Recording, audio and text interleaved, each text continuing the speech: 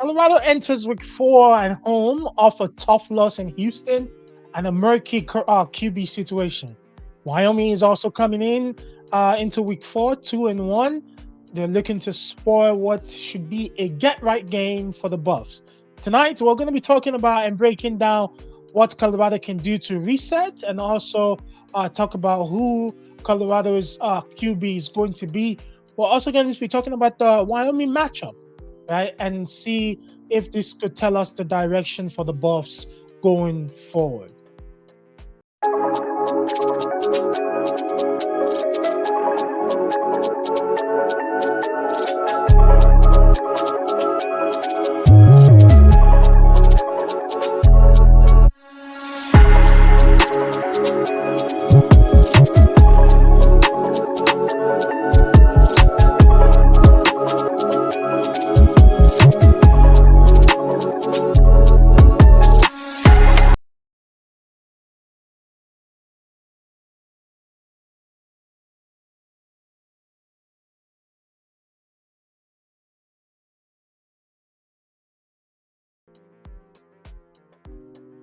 Welcome back to yet another episode of The Inside here on your favorite channel, the Dear Football Fans Network.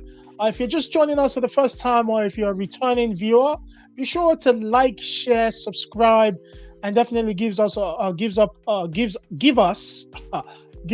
thumbs up.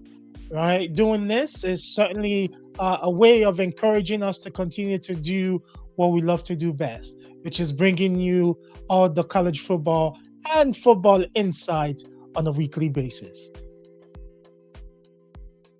So, as you can see by the title, we're going to be talking about Colorado versus Wyoming preview. We believe this week, for week 4, it's time for the Buffs to push a reset, right? So they need to reset and basically just neglect and forget everything that has happened, right? Forget everything that happened in week 1, week 2, week 3, and learn from their mistakes, right? So, as we all know, last week, Colorado's Big 12 opener versus Houston, it ended with a very, very saddening loss, right? 36-20, right? Houston definitely dominated, the Buffs, especially in the third quarter when Colorado was shut out and they only ran about 5 plays, right? So one thing that has been going on is Colorado has been dealing with inconsistent quarterback play from their senior transfer, Kaidon Salter, who's coming back as a starter versus Wyoming. It's been announced. Staub and Lewis, they've also seen rep, and things haven't really gone the right way. As we all know, Staub played against Houston last week, and it didn't really go well. Yes, we can say some of it was Staub's fault, but also the play calling didn't really set them up for success the way I believe it should have. So this week, Coach Prime's presser, he came and said, from that position, the QB position, one thing that he's looking for is just leadership and consistency, right? So when you're talking about leadership and consistency, within those 3 quarterbacks, there's one individual, right, Kaidon Salter, who's a senior transfer that I believe has consistently won, right? He's been consistent over the years in being able to use his feet and also use his arm. But if there's one thing that's also made Kaidon successful, has been plays that were designed to leverage a skill set, right? Plays that were designed to leverage a skill set. And from what the insight I've been able to develop as to the type of individual Kaidon is he's sort of a quiet and reserved person. So his leadership style might not necessarily be, being out there and being vocal and all that good stuff. I think he's more of a leadership by example, right? And then voicing his opinion and his thoughts, once in a while when needed. But I think, right now, Colorado needs a leader that is going to speak up, right? Speak up and then be about it, right? So speak up and then also allow your actions to match, especially in the QB position, right? You cannot just be a quiet leader. You have to be able to be vocal and then allow your play to match whatever it is you're saying. You know, and when we look at their opponent for this week, Wyoming just lost to Utah. They lost pretty resoundingly, 31-6, right? Their offense really struggled, right, against the Utes. And also, they only had about 229 total yards, right? Their third down efficiency was nearly about what, 25%, which was really, really bad, right? So it's not like Wyoming coming into, Colorado this week is like, this superstar team and stuff like that. But if there's one thing that, you know, if we break down the Wyoming's Cowboys season so far, they're 2-1. So right now they're winning, right? They're doing what it is that they're supposed to do. Right now they're winning, right? They're doing what they're supposed to do, right? Their last game versus Utah definitely exposed some of their weakness, right? Like I said earlier, they have low yardage, right? They also have this inability to like finish drives for some reason, and also their offense is like, wow, it needs a revamp. The execution was not there. Their defense had some decent moments, right? But overall, Wyoming tends to struggle like against like a balanced opponent, right? So, and they will try to make, they will try to make this Colorado game a way to fix their issues, right? Right? They will try to make this Colorado game one that they win and one that they can show that they fixed what their issues were against Utah. But if there's one thing, if there's an insight that I've been able to generate is Wyoming's weakness, it gets magnified versus like teams with like if the offensive line can dominate, forget it. Wyoming's defense have no it's going to be a long day for Wyoming. And if Colorado's edges can get home often, it's gonna be a long day for Wyoming. So what must Colorado do versus Wyoming? First, as announced this week, we're going back to Kaidon Salter. Yay. That's good. We're going back to Kaidon Salter. Right? Because like I said earlier, Kaidon Salter is the one that I think can manage the risk. He can protect the football, right? And he has good start. He can play fast. He has the skill sets to get out of trouble, right?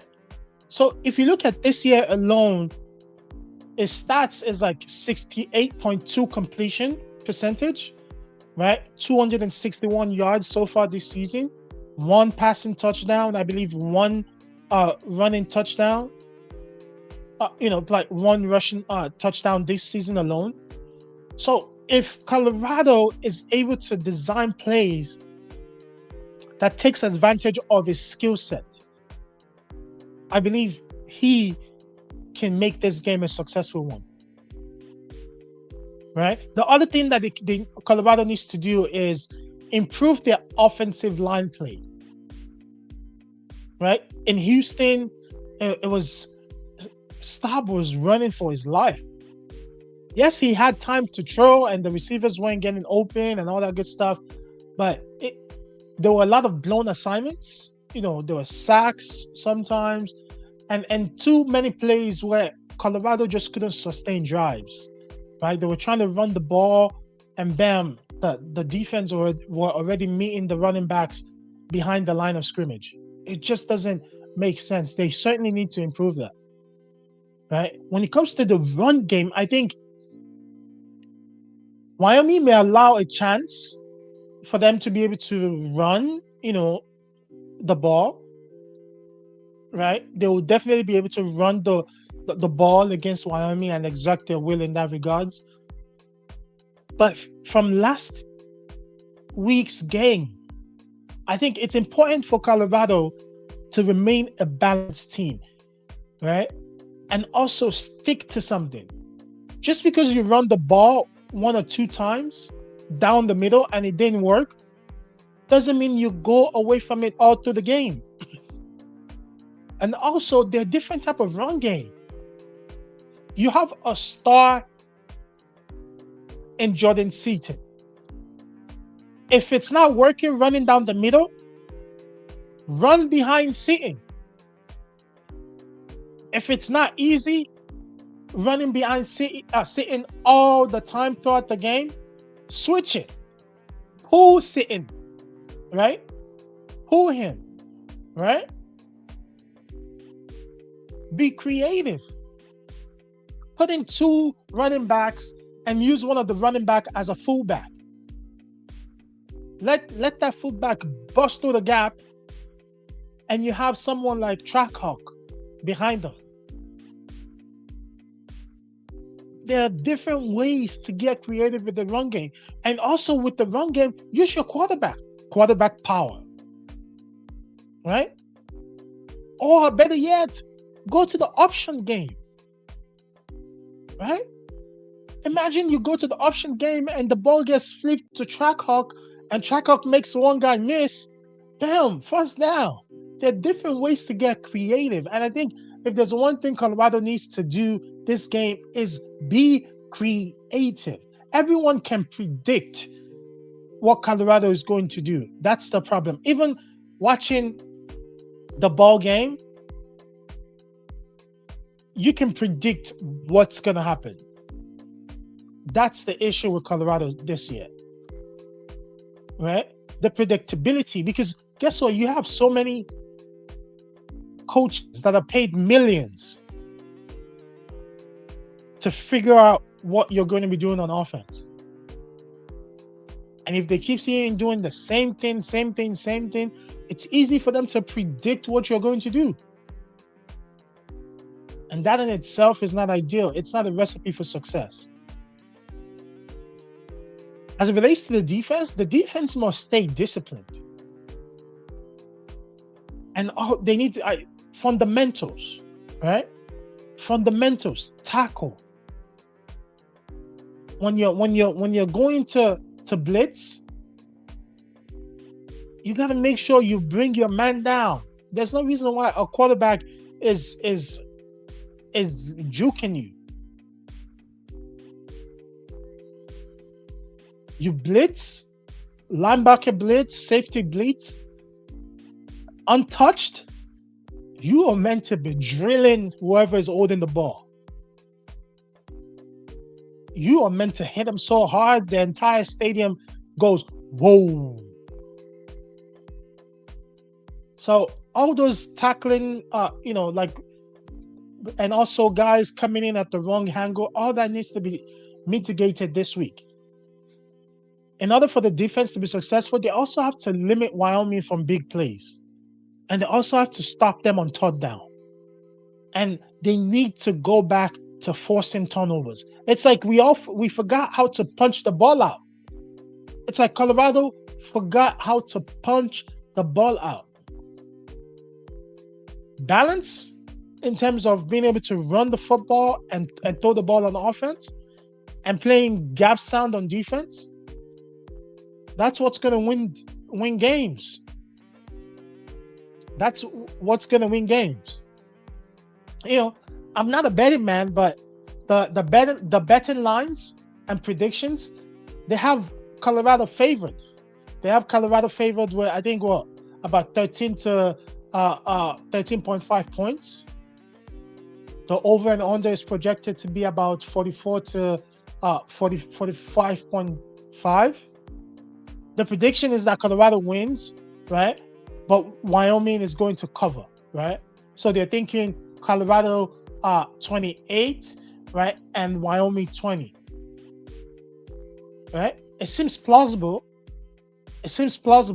But what I need Colorado to do is put up about 40, 50, 60 points on Wyoming. Kaidon Salter needs to come in fast, and by late in the second quarter, before halftime, Colorado is up by 40. Colorado is up by 40 to the point where coming out of the second half,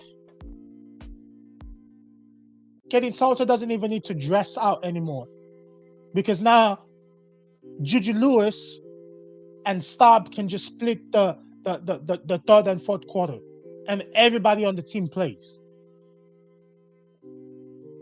This is what I need. That's what needs to happen in order for us to be confident going on.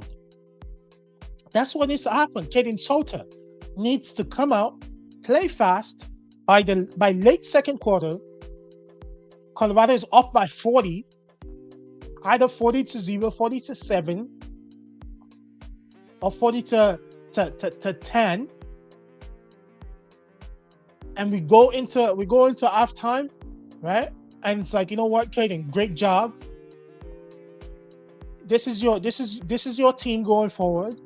However, we're up. We're just gonna let the other guys have game time reps, especially game time rep for the freshman Juju Lewis for the future. That's what Kaidon needs to do. That's what needs to happen. Playing a close game that is being predicted 28-20, no. No. Against the Wyoming team like that, no. That shouldn't sit well. That shouldn't sit well with anyone. So let's talk about what ifs and dark horses, right? Right? What if Salter struggles early, right? Could Juju Lewis see more time? Could Staub see more time? Is there an in-game flexibility this go around? Or is Coach Prime going to just stick with Kaidon Salter all through the game like he did last week? Right? That's something that we definitely need to figure out. Right? Wyoming could also get traction in terms of special teams and turnovers. But Colorado's special team play this season has been great so far. Right? The weather, the late kickoff might play a factor. Right? The cold evening might impact passing, mobility. Right? The game is slated to kick off at 8:15 p.m. Mountain Time. Right? So, you know, it's certainly interesting. As it relates to the 8:15 kickoff time and the late game, if you heard Coach Prime's presser last week when he talked about maybe it's because we were not good at playing night games and because we're early practice team.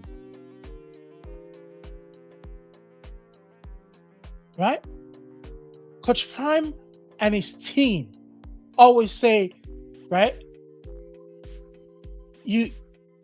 There's a saying, right? There's a saying that you can't keep doing the same thing and expecting different results. Right? Keep doing the same thing and expecting different results. So therefore, we have a night game this week. We also have a night game next week. So if there's one advice I need to give the Buffs coach and the team, you need to change your practice habits. No longer practice in the morning, because for the next couple of weeks, you're going to be playing at night. And God forbid, your third game, they also put you at 8:15 p.m. because guess what? It's prime time. And everybody loves to watch the Colorado Buffs. Either watching them to win or watching them to lose, they stay tuned in. Last week's game viewership was about 4.2 million. Right? So imagine the numbers, right? Imagine the numbers, right? Imagine the viewership. Imagine the eyes, right? So My advice would be get these guys to start practicing at night for the next 2 weeks. It's 2 weeks, 14 days. Right? Practicing at night it's not gonna become an habit, right? You need more than 14 days for you to create a new habit, right? Get them practicing at night, because also I don't blame them, right? A lot of them, just like their coach, playing at 8:15 p.m. Mountain Time, it's past their bedtime, or they're getting ready to go to bed, right? Their circadian rhythm is off. Now you're telling them, tell your body not to shut down, tell your brain not to shut off, tell your brain to get hyped and get ready to be physical. Playing into to 9, 10, 11 p.m. And for the most part, some of them probably didn't yield to the advice of, like, get off your feet all through the day, right? Walking back and forth, eating, not sleeping, not and all that good stuff. For the next 2 weeks, my advice is switch everything around. Switch everything around. PM practices. Practice under the lights. Practice under the lights. PM practices. Every day. Every day. Going forward. So that way they can get used to it. Their body can get used to it. All that morning practices, I'm sorry, it's good and dandy, but it's not the right way to prepare for night games. If you had done it before Houston, you'd have had the chance to do it for 3 weeks in a row and be prepared. But it's not too late. Right? It's not too late. But for my final takeaway and all that good stuff, Colorado versus Wyoming, right, is more than just like the odds, right? It's about whether Colorado can right the ship. If they can start strong, protect the line, limit mistakes, they will win convincingly. Like I said, by the second half, up 40. If they don't do those things well, Wyoming could definitely make this game interesting, right? Salter coming in and starting the game, starting fast, using his legs, throwing the ball, right? Those are some of the things, using the running back play, right? Using trick plays, right? Using two quarterback, one coming in as a fullback, right? Running behind, sitting, right? Pulling your guards, right? Getting, even utilizing. You remember last year when we couldn't stop the slants right in the middle. Learn from that. Give some of those receivers like three-step slant into the middle, or better yet, give it to your running back. Just a quick slant. Protect the QB. Just 1, 2, 3, get it out. 1, 2, 3, get it out, and move the chains. We need to get creative, right? So, like I said, if there's a call to action for Colorado this season, you know what? Where's my camera? Right? Look right into my camera. A call to action and my advice. Right? We don't care what happened the past 3 weeks. Right now, the Colorado Buffs should see themselves as 0-0 on the score, on the record books.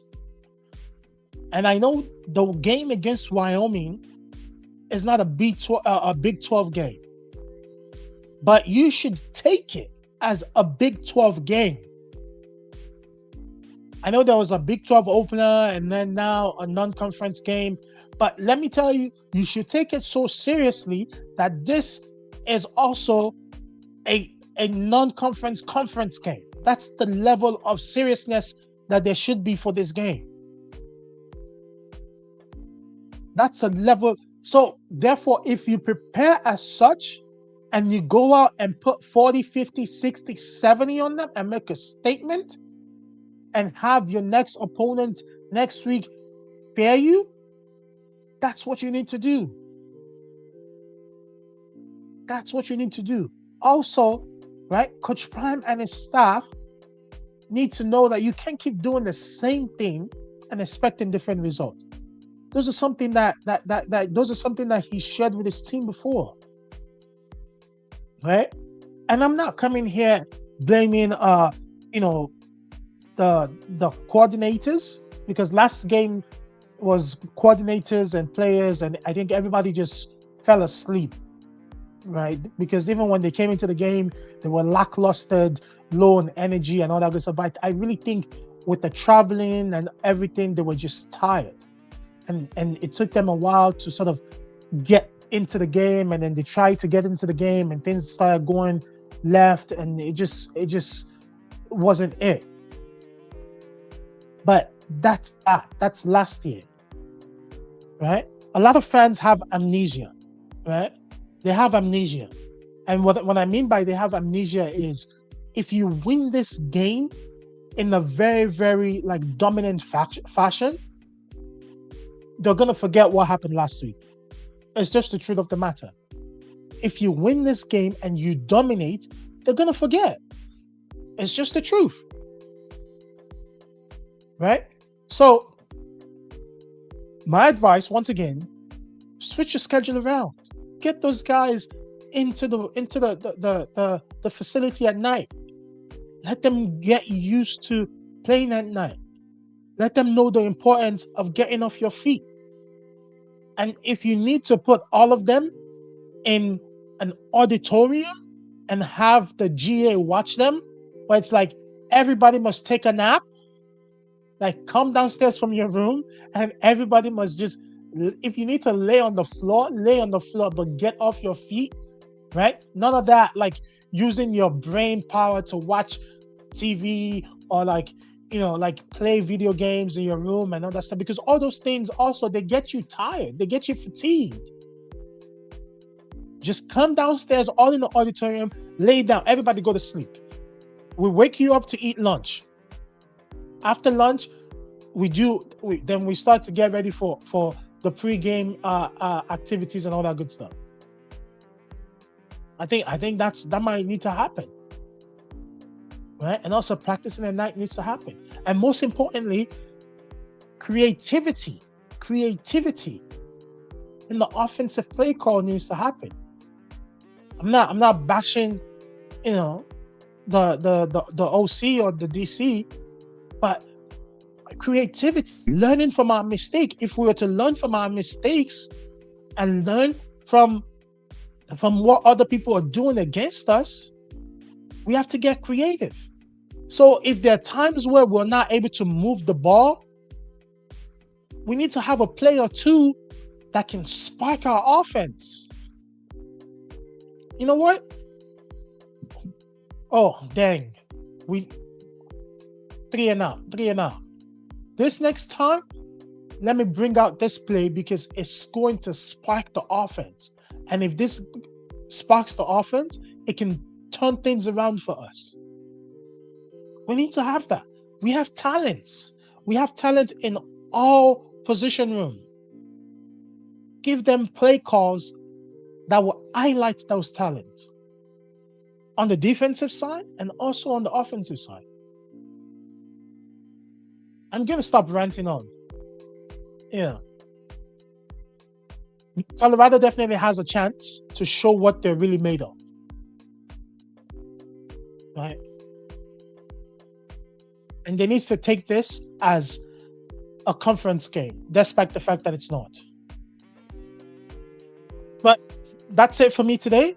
If you like this episode and you believe the Buffs are going to bounce back, make sure you like, share, and subscribe. And, when you're ready for what's to come next, we'll definitely be here to share with you. Thank you very much for watching. Until next time, stay safe, stay blessed, and stay happy. Right? Thank you very much for watching the Insights. I'll see you next time. Have a good one. Bye bye.